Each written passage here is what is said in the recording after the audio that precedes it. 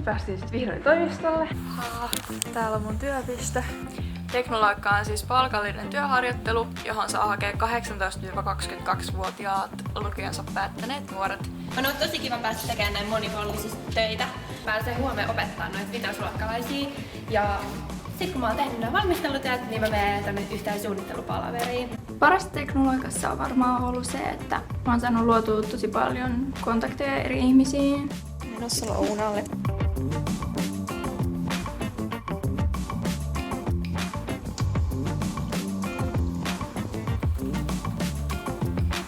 Tosi hyvä, kun tämä teknoloikka kestää sen 4 kuukautta, niin sitten tässä jää vielä aikaa kevään lukurakkaa tai armeijaa ajatellen. Musta tuntuu, että mä menen ihan uutena ihmisenä sit hakee keväällä taas opiskelemaan. Projektien tekemisen ohella mä oon oppinut myös asioita, joita mä en uskonut, että mä pystyisin oppimaan teknoloikan kautta. Esimerkiksi itsestäni sitä, että minkälainen työ saattaisi mulle sopia.